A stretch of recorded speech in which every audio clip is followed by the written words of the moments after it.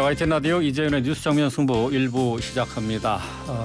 여느 날처럼 오늘 1부에 역시 오늘의 주요 뉴스 정리하는 순서죠. 뉴스 인앤아웃으로 시작하겠습니다. 오늘 주요 뉴스 깔끔하게 정리해줄 김영민 아나운서 나와 있습니다. 안녕하세요. 네, 여느 날과 같이 깔끔한 김영민입니다. 자, 여느 날처럼 또 주요 뉴스의 뒷배경과 의미 살펴드립니다. 추은호 해설위원 나오셨습니다. 안녕하세요. 네, 안녕하세요. 네. 자, 오늘 오후에 이준석 전 대표의 가처분 신청에 대한 법원의 판단이 나왔습니다. 지금 3, 4, 5차 가처분 신청이 있었는데 일부는 각하됐고 일부는 기각이 됐습니다. 자, 내용 좀 살펴주시죠. 네, 법원이 이준석 전 대표가 정진석 국민의힘 비대위원장의 직무집행을 정지해달라고 낸 가처분 신청을 기각했습니다. 서울 남부지법 민사 51부가 오늘 국민의힘의 개정당원에 따른 국민의힘의 9월 8일 전국위원회 의결에 대해서 실체적 절차적 하자가 있다고 보기 어렵다면서 이 전 대표의 피보전 권리 및 보전의 필요성이 소명됐다고 할 수 없다라고 기각의 이유를 밝혔습니다. 네. 개정된 당원에 따른 비대위 출범에 법적 하자가 없다고 본 건데요. 정진석 비대위원장이 이에 대해서 입장 밝혔습니다. 법원의 현명한 판단에 감사드린다면서 집권 여당이 안정적인 지도체제를 확립하고 윤석열 정부를 든든히 뒷받침할 수 있도록 만전을 가하겠다라고 했고요. 당내 분란으로 인해서 국민 여러분과 당원 동지들께 오랜 시간 심려를 끼쳤다면서 더 심기일전에서 하나된 힘으로 힘차게 전진하겠다 이렇게 밝혔습니다. 오늘 가처분 결과 뉴스인 해주세요. 네, 이준석 전 대표 그리고 국민의힘 비대위 구성을 놓고 이렇게 벌였던 싸움들이 어떻게 보면 무한 반복되는 것 아니냐 그렇죠. 이런 느낌을 받았었죠. 예. 하지만 결국 이준석 전 대표의 패배로 끝이 났습니다. 네. 물론 본안 소송도 남아있고 하지만은 사실상 이준석 전 대표가 복귀할 수 있는 길은 막혔다 이렇게 보시면 될 것 같고요. 결국 이제 국민의힘 입장으로서는 정진석, 주호영 투톱 체제로 정상화의 길을 이제 가게 됐는데 국민의힘 입장에서는 이런 지긋지긋한 싸움의 종지부를 찍는 가장 확실한 길은 말 그대로 지금은 비대위 아닙니까? 네. 그러니까 빨리 전당대회를 열어가지고 새 대표를 뽑아서 이준석 전 대표가 들어올 길을 아예 그냥 차단하는 것이 제일 확실한 길이죠. 그래서 국정감사 끝나면은 이제 전당대회를 하자 이런 논의가 본격화될 가능성이 저는 상당히 크다고 보는데 네. 일단 오늘 법원이 다룬 가처분 신청은 이준석 전 대표가 제기한 3차, 4차, 5차 가처분 신청이었죠. 네. 이제 첫 번째가 이제 3차였는데 3차 가처분 신청은 뭐냐면은 비대위 전환의 근거가 되는 비상 상황. 비상 상황이 되면 이제 비대위 전환한다. 이 비상 상황을 보다 구체화하도록 당원을 개정을 했지 않습니까? 이걸 네. 전당대회에서 의결했는데 이 효력을 정지해달라라고 하는 것이었죠. 그런데 법원은 어떻게 판단을 했냐면은 이렇게 당원을 개정한 것만으로 이준석 전 대표에게 손해가 발생할 우려가 없다라고 이렇게 각하 결정을 내렸습니다. 네. 그러니까 당원 개정이 적용 대상이 이준석 전 대표만을 겨냥한 것이 아니다라는 거죠. 그리고 당원이나 그 전국의 의결에도 하자가 없었다. 예. 그리고 당원 내용에도 예. 하자가 없었다라고 이제 그 이준석 전 대표의 의견을 받아들여지지 않은 건데 그러면 이제 이렇게 3차 가처분 신청이 각하되면서 다른 4차는 정진석 비대위원장 임명을 한 전국위원회 의결을 이제 효력 정지해달라고 그러는 건데 그리고 4차 또 5차는 비대위원 6명입니다. 네. 이것 모두 당연히 이제 기각이 됐습니다. 네. 그러니까 개정된 당원에 어떤 잘못이 없기 때문에 비대위원장이나 비대위원 임명에도 법적인 하자가 없다는 판단한 거죠. 네. 제 개인적인 생각으로는 사법부가 한국 정치 정당의 운명을 이렇게 좌지우지하는 거 결코 바람직하지 않습니다. 예. 법원의 역할도 제한되어야 된다고 생각을 하는데 정치의 사법화 그리고 사법부의 정치 개입 모두 경계하고 배척해야 됩니다. 여당을 이렇게 해체하는 수순으로 마비되는 결정을 사법부가 계속 내리는 것 법적으로 논리적으로는 어떻게 좀 뭐 법원이 그럴 수 있다고 생각하더라도 너무 지나치게 정당의 자율성을 관여하는 것은 바람직하지 않다라는 것이 개인적인 생각인데 법원이 멈출 부분을 잘 찾았다라는 예. 게 봅니다. 예. 결국 남아있는 것은 이제 국민의힘이 스스로 어떻게 정상화해야 되는 것이냐라는 네. 과제인데 그동안 내상이 너무 컸는데 결국 그것을 잘 상처를 아물게 하는 것이 정치인들 또 중진들의 역할이 아닌가 하는 생각이 됩니다. 예. 뭐 법적인 용어가 뭐 많이 나와서 일일이 다 쫓아가기에는 뭐 청취자 여러분이 꼭 그럴 필요도 없지만 각하나 기각 부분은 조금 설명을 좀 해야 될 것 같아요. 각하 같은 경우에는 요건을 갖추지 못해서 판단을 아예 하지 않았다는 얘기죠. 그렇습니다. 네. 요건을 소송을 낼 가처분 신청을 할 자격이 없다라는 거죠. 네. 그런 거고 이제 기각은 인용에 반대죠. 받아들이지 않겠다라고 수용하지 이렇게, 않는다. 그렇게 보시면 될 것 같습니다. 자, 이준석 전 대표가 여기에 대한 입장을 밝혔죠. 그렇습니다. 오늘 자신의 페이스북에 입장 밝혔는데요. 먼저 그동안 선례도 적고 복잡한 이해관계 속에 얽힌 정당에 관한 가처분 재판 맡아오신 황정수 재판장님 이하 서울 남부지방법원 민사 51부 재판부에 감사를 표했습니다.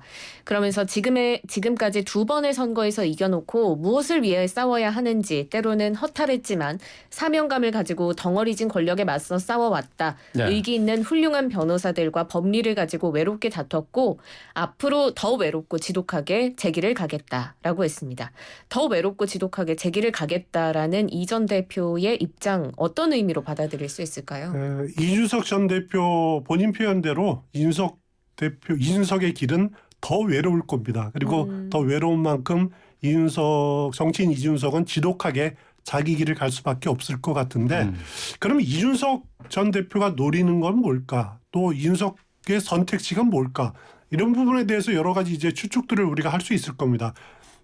흔히들 많이 생각하는 것이 신당 창당을 노리는 것 아니냐? 네. 본인이 부인을 하든 아니면 긍정을 하든 그렇게 생각할 수 있는 여지가 상당히 있을 수밖에 없는 거죠. 아시다시피 이준석 전 대표에 대한 추가 징계 오늘 빠르면 오늘 이렇게 내려질 가능성이 높은데 만약에 그렇게 될 경우 정치인 이준석이 국민의힘이라는 테두리 내에서 버텨낼 수 있을까라고 하는 것이 가장 시작인 것 같아요. 네. 그리고 이준석 전 대표가 징계 이후에 한 걸 보면은 특히 보수의 본고장인 대구, 경북, TK에 유난히 공을 들이는 모습 보이지 않았습니까? 네.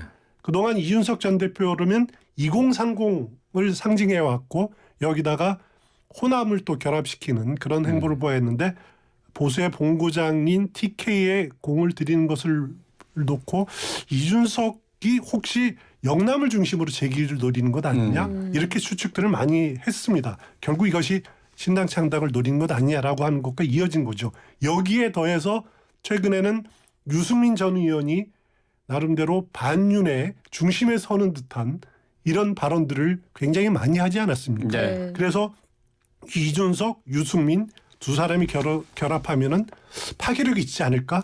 그런 관측도 충분히 할 수 있는 거죠. 그런데 이제 전 개인적인 생각은 너무 좀 섣부른 추측이 아니냐라는 생각이 드는데 그건 뭐냐면은 최근 홍준표 대구시장이 이런 표현을 했습니다. 개혁보수 타령 지겹다. 그만해라. 우리 내부를 흔드는 탄핵대와 같은 세력이 또 있다는 느낌이 드는 거 왜일까? 이런 표현을 한 적이 있는데 그건 비단 홍준표 시장만의 느낌만은 아닐 겁니다. 네. 국민의힘 내부의 상당수의 의원들은 비슷한 생각을 할 가능성이 상당히 높고요. 그래서 이준석 전 대표의 길은 본인 표현대로 더 외로울 거고 더 지독하게 혼자 될 수밖에 없을 겁니다. 네. 이준석 전 대표 가처분 신청이 기각되면서 정치적인 위기를 맞고 있는데 여기에 더해서 아까 말씀하신 것처럼 7시부터 저녁 7시에 국민의힘 윤리위원회도 열리는데 여기서 역시 뭐 추가 징계를 논의하게 되죠. 그렇습니다. 이준석 전 대표에 대한 추가 징계안을 잠시 뒤 저녁 7시에 국회 본관에서 전체 회의를 열고 심의를 합니다. 네. 당 내에서는 윤리위가 이 전 대표에게 탈당 요구, 제명 같은 중징계를 내릴 것이다라는 관측이 있었지만 또 한편으로는 이게 정치적 부담이 굉장히 높다 보니까 고강도 징계보다는 당원권 정지 기간을 좀 늘리는 방향으로 가닥이 잡히지 않을까 이런 이야기도 나오고 있습니다. 그런데 여기에 더해서 이어서 오는 14일까지였던 이양희 국민의힘 윤리위원장의 임기가 오늘 1년 더 연임이 됐습니다. 그러면서 이게 또 추가 징계에 어떤 영향을 미치게 될지도 관심이 모아지고 있는데요. 해설위원께서는 이 전 대표 어떤 징계가 내려질 거라고 보십니까? 일단 이준석 전 대표에 대한 추가 징계는 뭐 이제 그건 뭐 분명해 보이고요. 지금 국민의힘 당원상 어떻게 돼 있냐면은 추가 징계를 할 경우 이전 징계, 그러니까 지금 당원권 6개월 받은 징계보다 더 높은 수위의 징계를 내리도록 돼 있습니다. 네. 그러면 당원권 징계를 하더라도 6개월보다는 더 해야 되는 거죠. 근데 당원권 정지는 3년까지 할 수 있도록 돼 있거든요.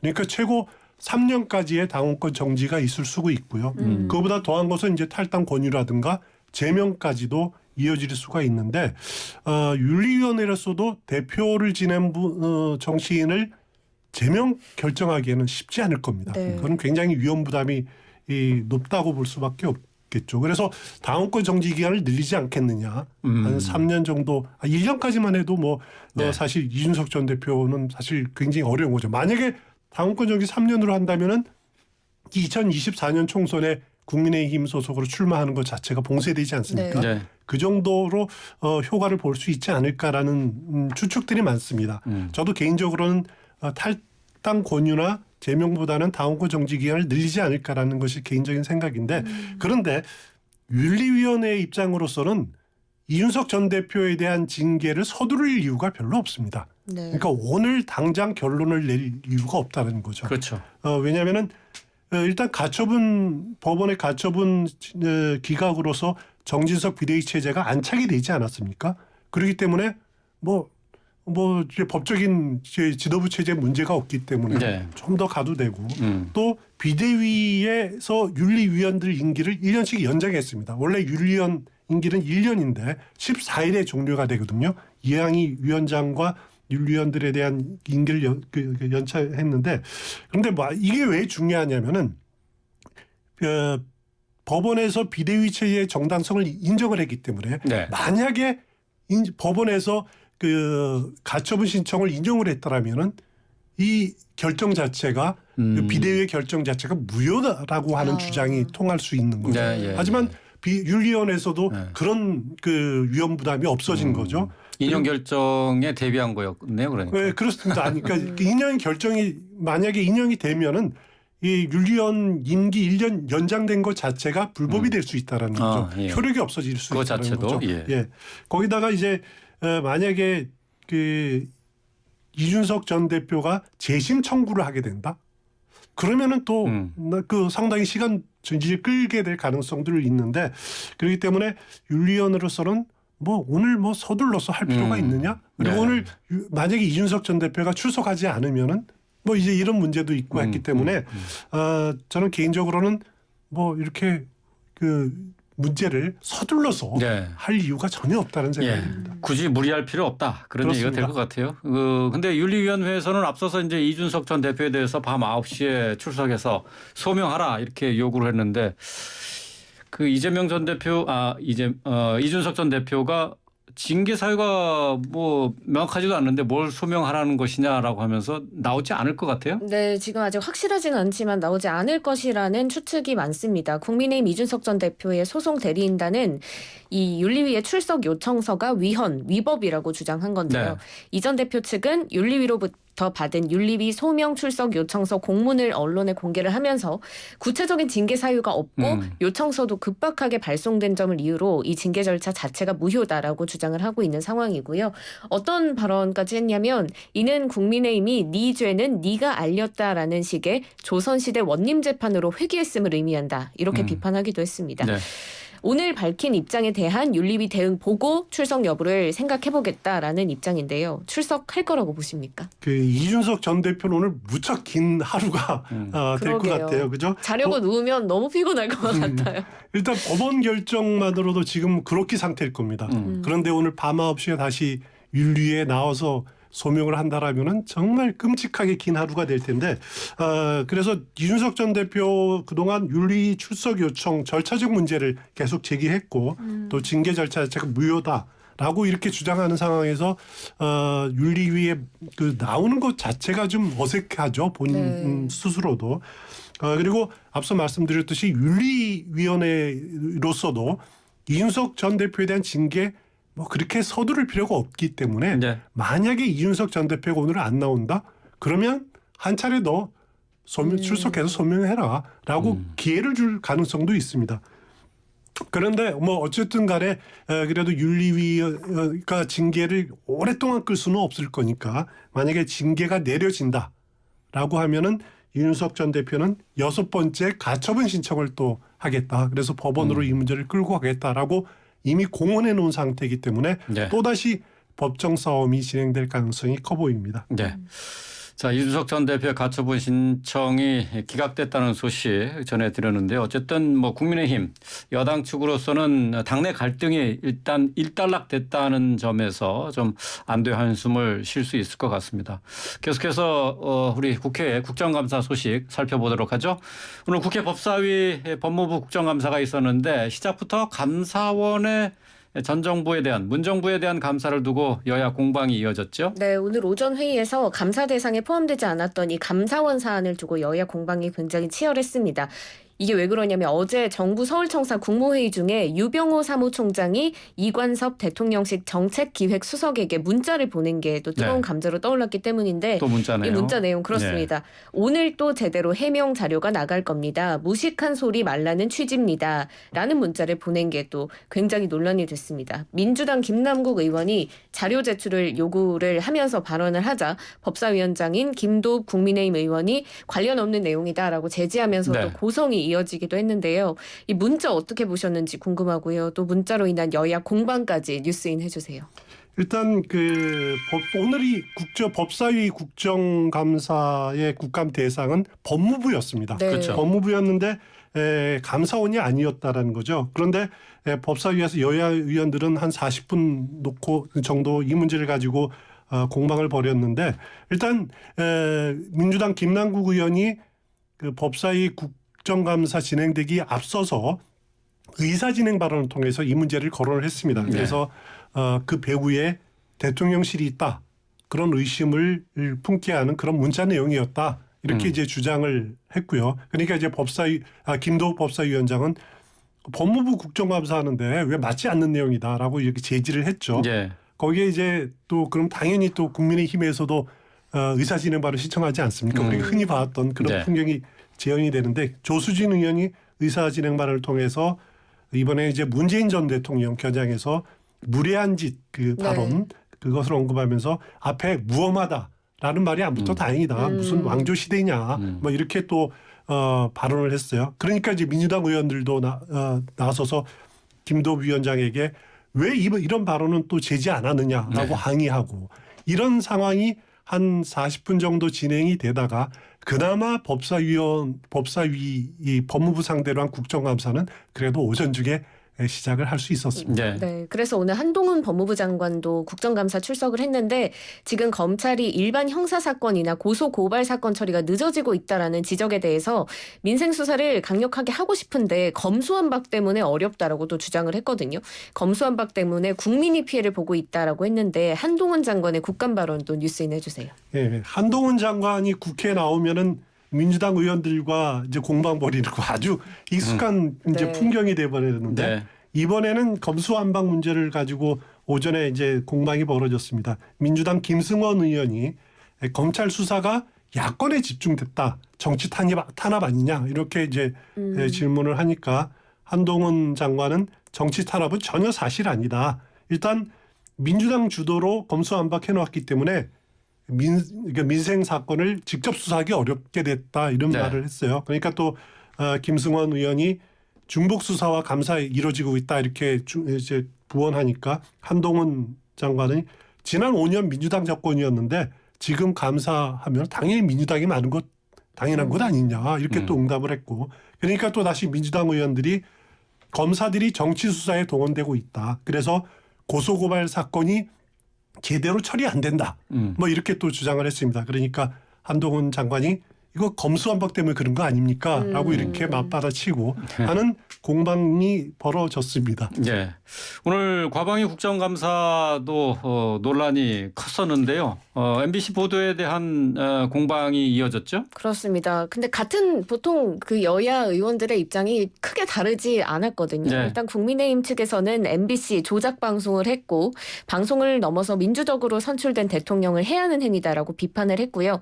민주당 측에서는 MBC뿐만 아니라 다른 방송사들도 다 똑같이 방송을 했다면서 언론에 재갈을 물리는 행위다 이렇게 덧붙였습니다. 네. 공방이 끝나지 않고 있습니다. 어떻게 보셨는지 짧게 부탁드립니다. 이 공방 그만들어도 될 정도로 보안 방법 계속되는데요. 그래도 개인적인 생각은 국회에선 반드시 한 차례 걸려줘야 됩니다.